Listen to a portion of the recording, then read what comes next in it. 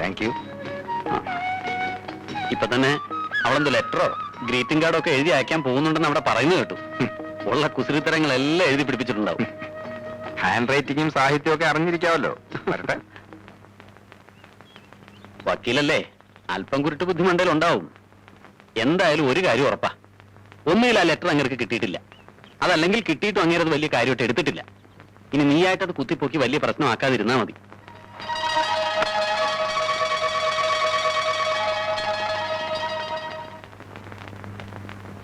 Records complete ഇല്ലല്ലോ. ആര് പറഞ്ഞില്ലെന്ന്? എല്ലാ പേപ്പേഴ്സ് പോലുണ്ട്, അതും ശക്തമായ എവിഡൻസ്. എന്ത് ശക്തം? ശരിയായ FIR ഇല്ല, സാക്ഷികളില്ല.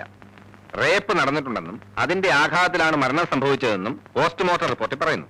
പക്ഷേ കൊല്ലപ്പെട്ട ഗായത്രി മേനോന്റെ ബോഡിയിലെയും വസ്ത്രങ്ങളിലെയും വിരലടയാളം ഭൈരവന്റേതാണെന്ന് തെളിയിക്കുന്ന രേഖകളില്ല. ഭൈരവന്റെ ബിസ്ക്കറ്റ് കമ്പനിയിൽ സംഭവ ദിവസം ഇന്റർവ്യൂവിനുണ്ടായിരുന്ന മറ്റു ഉദ്യോഗാർത്ഥികളെ കക്ഷി ചേർത്തിട്ടില്ല. ഫോറൻസിക് വിദഗ്ധരും ഫിംഗർ പ്രിന്റ് എക്സ്പെർട്ടുകളും ഈ കേസിന്റെ അന്വേഷണത്തിൽ ഇൻവോൾവ് ആയിരുന്നു. എന്നിട്ട് അവരുടെ പേപ്പേഴ്സ് ഒക്കെ എവിടെ? സാറ് പറയുന്നത് കേട്ടാ തോന്നും ഞാൻ അന്വേഷണത്തിൽ അനാസ്ഥ കാട്ടിയത്. അല്ലെങ്കിൽ പിന്നെ എന്താണിത്? പബ്ലിക് ഇൻട്രസ്റ്റ് ഉള്ള കോളിളക്കം സൃഷ്ടിച്ചൊരു മർഡർ കേസ് ഇങ്ങനെയാണോ ചാർജ് ചെയ്യേണ്ടത്? കൊലപാതകയെ കണ്ടുപിടിച്ച് കേസ് ചാർജ് ചെയ്തുകൊണ്ട് മാത്രമായില്ല, കുറ്റവാളിക്ക് ശിക്ഷ വാങ്ങിച്ചു കൊടുക്കാനുള്ള തെളിവ് വേണം. I mean concrete evidence. ഭൈരവനെതിരെ അങ്ങനെ എന്തെങ്കിലും തെളിവ് നിങ്ങൾ നിരത്തിയിട്ടുണ്ടോ? പോലീസ് കസ്റ്റഡിയിലുള്ള ചില സ്ഥിരം സാക്ഷികളെയല്ലേ നിങ്ങൾ വിറ്റ്നസ്സായി ചേർത്തിട്ടുള്ളത്? കോടതിയിൽ അവർ മൊഴി മാറ്റിപ്പറയില്ലെന്ന് എന്താ ഉറപ്പ്? I M A police officer. Case discuss ചെയ്യാനേ വന്നത്. നിങ്ങളുടെ ക്വസ്റ്റ്യൻ ചെയ്യലൊക്കെ അങ്ങ് കോടതി മതി. വാദിക്കുന്ന കേസിലൊക്കെ പ്രതിക്ക് ശിക്ഷ വാങ്ങിക്കൊടുക്കാൻ നിങ്ങൾ ദൈവമൊന്നുമല്ലല്ലോ. കേസ് ഫയൽ ഞാൻ എത്തിച്ചിട്ടുണ്ട്. അത് കോടതിയിൽ വിശദീകരിക്കുന്ന ഒരു ഇടനിലക്കാരൻ മാത്രമാണ് നിങ്ങൾ. അത് ചെയ്താൽ മതി. അതെ, അത് തന്നെ ചെയ്യാൻ പോകുന്നു. വാലും തലയും ഇല്ലാത്ത ഈ കേസ് വാദിക്കുമ്പോ ഭൈരവനെ രക്ഷിക്കാൻ അയാളിൽ നിന്ന് എത്ര ലക്ഷം രൂപ വാങ്ങിയെന്ന് ഞാൻ നിങ്ങളെ കൊണ്ട് കോടതി പറയിക്കും. ഓ, കാണാം കാണാം.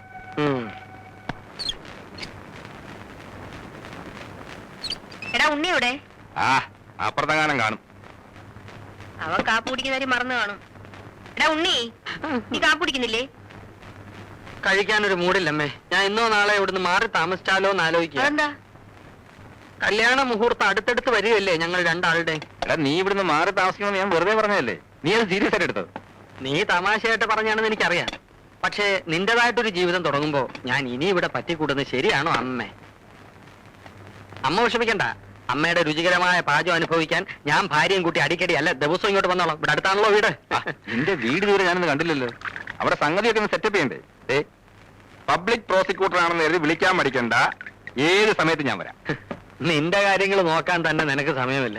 വീട് മെനകെടാക്കാൻ അമ്മായിയപ്പൻ അവിടെ ഒരാളെ നിർത്തിയിട്ടുണ്ട്. ഷോക്കേസ് ഉണ്ടാക്കുക. ഓ, ആഹാ, അപ്പൊ കല്യാണത്തിന് മുമ്പേ അമ്മായി അച്ഛൻ മരുമോനെ അങ്ങ് ഏറ്റെടുത്തു അല്ലേ? ഇത്രയും കാലം ഇവിടെ നിന്ന് അനുഭവിച്ച യാതനകളൊക്കെ ഈ കല്യാണത്തോടെ തീരുമെന്ന് ജാതകത്തിൽ പറഞ്ഞിട്ടുണ്ട്. ഇത് ഉറപ്പിച്ച അന്ന് മുതൽ എനിക്ക് നല്ല ടൈമാ അമ്മേ. എന്നാ ഒന്ന് കാത്തുടി. കഴിക്കണോ? എന്നാ വേണ്ട. എന്നാ കഴിച്ചോളാം. വെറുതെ അതും ഇതുമൊക്കെ ആലോചിച്ച് ഞാൻ എന്തിനാ എന്റെ ശരീരം മെലിയിപ്പിക്കുന്നത് അല്ലേ? എന്താ ചമ്മന്തിയാ? ദോശ അമ്മേ? ആ, അവിടെ. ദോശ, ദോശ. ഓ, തണുത്ത് പോയി. അയാൾ എന്താ ഉദ്ദേശിക്കുന്നത് എനിക്ക് മനസ്സിലാകുന്നില്ല. ഫയല് കാണുന്ന മുമ്പ് തന്നെ അയാൾ കേസ് മുഴുവൻ പഠിച്ചിരിക്കുന്നു. കേസ് അയാളുടെ കയ്യിൽ നിന്ന് മാറ്റാൻ വഴിയൊന്നുമില്ലേ? വിഡ്ഢിത്തരം പറയാതിരിക്കുക. പൊതുജന താല്പര്യമുള്ള കേസായോണ്ടല്ലേ എല്ലാവർക്കും സമ്മതനായ നന്ദകുമാറിനെ തന്നെ പോസ്റ്റ് ചെയ്തിരിക്കുന്നത്. എടോ, തന്നെ രക്ഷിക്കാൻ വേണ്ടി സർക്കാർ അവരുടെ ഇമേജ് കളഞ്ഞു വിളിക്കൂല. പിന്നെ എന്താ ഒരു മാർഗം? അതെ, ബലാത്സംഗത്തിൽ ഇറങ്ങുന്നതിന് മുമ്പ് ആലോചിക്കേണ്ടിയിരുന്നു.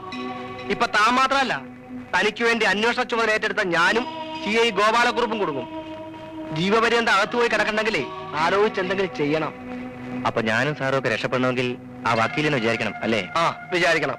ഭൈരവനെ കൊണ്ട് അത് സാധിച്ചില്ലെങ്കിൽ പിന്നെ ആണായിട്ട് ജീവിച്ചിട്ട് എന്താ സാറേ കാര്യം? അല്ല, താൻ എന്താ ഉദ്ദേശിക്കുന്നത്? അത് തൽക്കാലം സാർ അറിയണ്ട. അയാളുടെ കല്യാണമല്ലേ, അതൊന്ന് കഴിഞ്ഞോട്ടെ.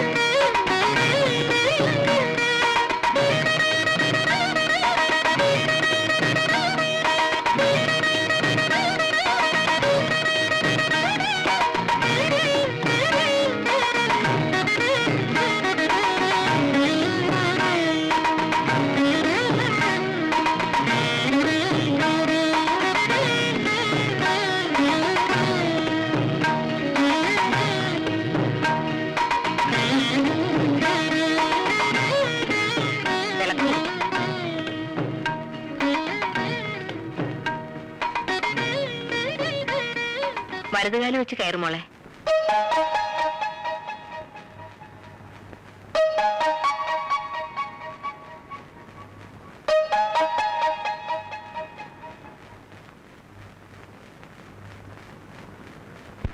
ആരാധനാലയങ്ങൾ ഇടിച്ചു പൊളിക്കാൻ 6 കമ്മിറ്റിയെ നിയോഗിച്ചിരിക്കുന്നു.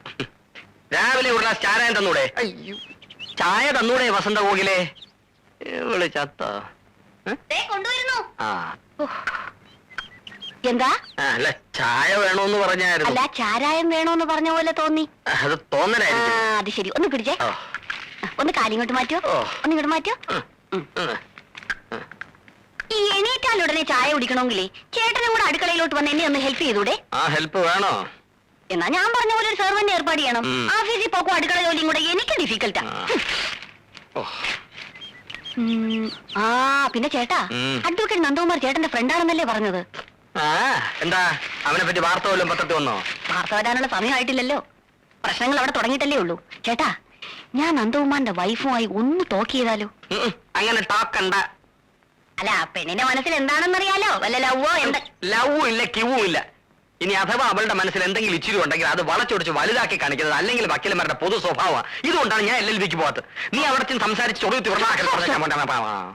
എന്താ എന്നെ വിളിച്ചത്? നീ എന്നോ? കല്യാണം കഴിഞ്ഞ് ഇത്ര ദിവസം ആയുള്ളൂ, അപ്പോഴേക്കും കണ്ടില്ലേ ഒരു പുരുഷ മേധാവിത്വം? നീ പോലും. ഞാൻ പിന്നെ എന്റെ ഭാര്യ എന്താ വിളിക്കേണ്ടത്?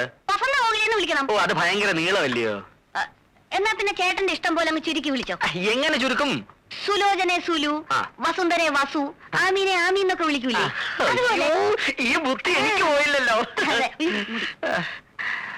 വസന്ത കോകില, വസന്ത എന്ന് വിളിച്ചാലോ?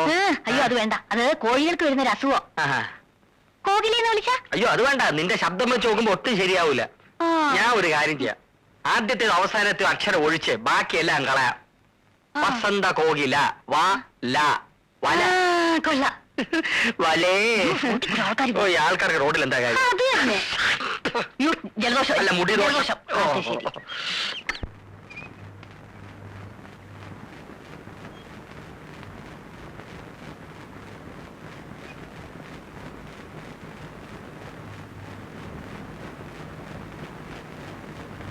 വല്ല കവിതയോ കഥയാണോ എഴുതുന്നത്? കുറച്ച് കുസൃതിയും കുന്നായ്മയും ഉണ്ടെന്നേ ചന്ദ്രഭാനു പറഞ്ഞുള്ളൂ. എഴുതുന്ന അസുഖമുണ്ടെന്ന് ഭാനു പറഞ്ഞില്ലല്ലോ. ഞാൻ അതൊന്നും അല്ല എഴുതിയത്. മറ്റുള്ളവരെ ചിരിപ്പിക്കാൻ മഹാവിരുദാണെന്നാ കേട്ടത്. എന്നിട്ട് പാടുപെട്ട് ഞാനൊരു തമാശ പറഞ്ഞിട്ട് ആദ്യം സീരിയസ് ആയിട്ട് എടുത്ത് പറഞ്ഞല്ലോ. കോടതിയിലെങ്ങാനമാണിത് പൊട്ടിച്ചിരുന്നെങ്കിൽ ഇപ്പൊ കൂട്ടച്ചിരി ഉയർന്നേനെ. ഈ മുറിയിൽ തന്നെ ഇങ്ങനെ ഇരുന്നാ മതിയോ? ആളെ കാണിക്കാനെങ്കിലും അടുക്കളയിലോട്ടൊന്നും ചെന്നില്ലേ അമ്മയ്ക്ക് എന്തോ തോന്നും? മരുമോള് വന്നിട്ട് വീടിന്റെ താക്കോലും ഏൽപ്പിച്ചിട്ട് കാശിയിലോ രാമേശ്വരത്തോ തീർത്ഥാടനത്തിന് പോവാന്ന് പറഞ്ഞിരിക്കുകയായിരുന്നു അമ്മാവിയമ്മ. കേട്ടോ?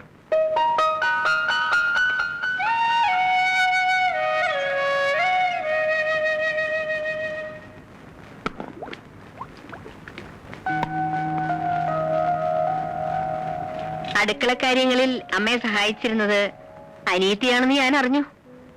അതുകൊണ്ടാ അടുക്കള കയറാനൊരു മടി. സാരമില്ല, അമ്മ എല്ലാം പഠിപ്പിച്ചു തരാം. ഇതാ മേശപ്പുറത്തോട്ട് വയ്ക്ക്. അമ്മയ്ക്ക് ചെയ്യാൻ വയ്യാഞ്ഞിട്ടല്ല, ഭാര്യമാര് വെച്ചു വിളമ്പുന്നത് കഴിക്കാനാ ഭർത്താക്കന്മാർക്ക് ഇഷ്ടം. അവരുടെ ഇഷ്ടാനിഷ്ടങ്ങൾ അറിഞ്ഞു പെരുമാറുന്നതാ ഒരു പെണ്ണിന്റെ മിടുക്ക്. അങ്ങനെയൊക്കെയാ നമ്മൾ അവരുടെ മനസ്സിൽ കടന്നുകൂടേണ്ടത്. എന്താ ചെയ്യേണ്ടതെന്ന് പറഞ്ഞാ മതി. ആദ്യമൊക്കെ ഞാനും ഇങ്ങനെയായിരുന്നു. അന്ന് പെൺകുട്ടികൾക്ക് ഇന്നുള്ള സ്വാതന്ത്ര്യമൊന്നുമില്ലല്ലോ. ഒരു വർഷം വല്ലാത്ത ശ്വാസം മുട്ടലായിരുന്നു. അത് ചെയ്താ കുറ്റമാകുമോ, ഇത് ചെയ്താ കുറ്റമാകുമോ എന്ന് ശങ്ക. അമ്മായിമ്മ പോരെന്നൊക്കെ കേട്ടിട്ടില്ലേ? അത് ശരിക്കും അനുഭവിച്ചു. അവരുടെ മുമ്പിൽ നേരെ നിന്ന് സംസാരിച്ചു തന്നെ 2 വർഷം കഴിഞ്ഞ. ഇവിടെ അതൊന്നും വേണ്ടി വരില്ല. ഈ വീട്ടിലെ കാര്യങ്ങൾ നോക്കേണ്ടത് നീയാ. പിന്നെ ഭർത്താവിന്റെ അമ്മയാണെന്നുള്ള ഒരു സ്ഥാനം മാത്രമേ എനിക്കുള്ളൂ. ഇനി മോടെ ഇഷ്ടത്തിനായി ഇവിടെ സ്ഥാനം. ആട്ടെ, രാത്രിയിൽ ആഹാരം അവിടെ എത്ര മണിക്കാ? ഈ സമയത്താ. ആ, എന്നാ നന്ദനെ വിളിച്ചോളൂ, അമ്മ വിളമ്പാ.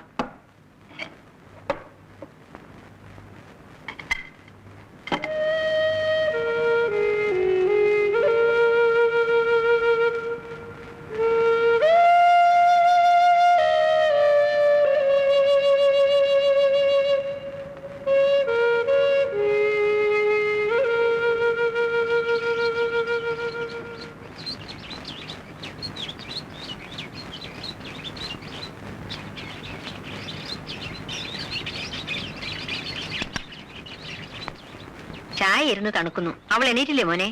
ഉണർന്ന് കിടക്കാന്നാ തോന്നുന്നത്. എന്നാൽ ഇനി അവൾ എണീറ്റിട്ട് ചൂടാക്കാം. അമ്മേ, അമ്മ ശ്രദ്ധിച്ചോ? അവൾക്ക് എന്തോ ഒരു പ്രയാസം. വന്ന് കയറിയപ്പം മുതൽ ഞാൻ ശ്രദ്ധിക്കുന്നതാ. എന്തു പ്രയാസം? അമ്മ എന്നെ മറക്കണ്ട. അമ്മയ്ക്കും തോന്നിയില്ലേ? നമുക്ക് തെറ്റുപറ്റിയോ അമ്മേ?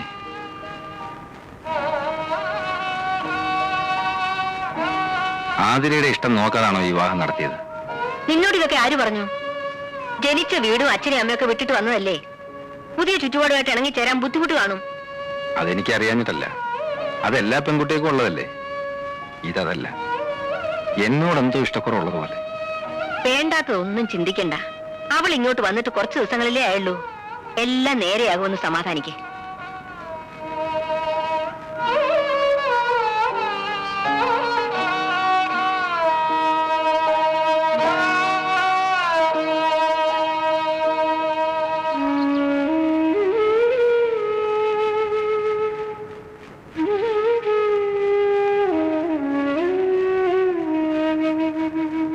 ഇന്നെന്താ പല്ലുതേപ്പും കുളിയും ഒക്കെ വേണ്ടാന്ന് വെച്ചോ?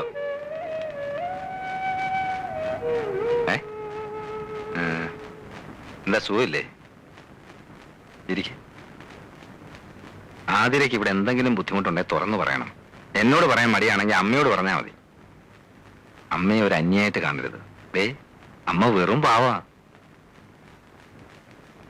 കാര്യമായിട്ട് എന്തോ പ്രയാസമുണ്ട്. മുഖം കണ്ടാലറിയാം. ഞാനത് അമ്മയോട് പറഞ്ഞു. അപ്പൊ അമ്മ പറഞ്ഞ എന്താണെന്നറിയോ? വീട് വിട്ട് നിൽക്കുന്നതിന്റെ ആണെന്ന്. അത് തന്നെയാവും കാരണമെന്ന് ഞാൻ ആശ്വസിച്ചോട്ടെ. എന്തായാലും തുറന്നു പറയാൻ മടിക്കണ്ട. എനിക്കൊരു പ്രയാസമില്ല. നീ വേഗം കുളിച്ച് റെഡിയാവും. നമുക്ക് ഒന്ന് പുറത്തോട്ട് പോണം. ചെല്.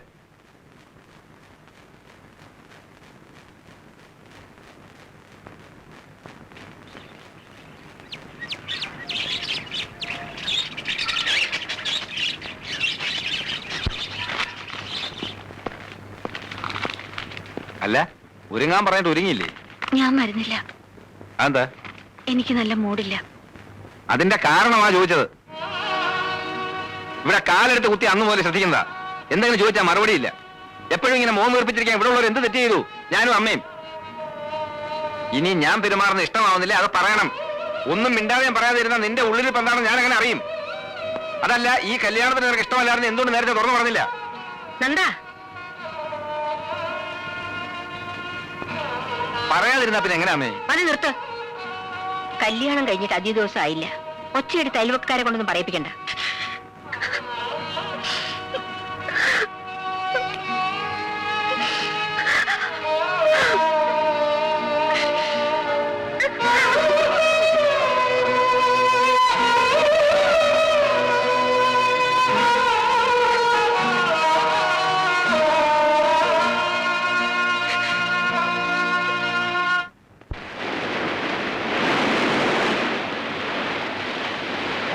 ഒരു വിവാഹ ജീവിതത്തെക്കുറിച്ച് ചിന്തിച്ചു തുടങ്ങിയപ്പോ കുറേയേറെ ഞാൻ മനസ്സിൽ കണക്കുകൂട്ടി. ആർഭാടവും ദാരിദ്ര്യവും സുഖവും ദുഃഖവും ഒക്കെ ഷെയർ ചെയ്യാൻ പറ്റുന്ന ഒരു പങ്കാളി.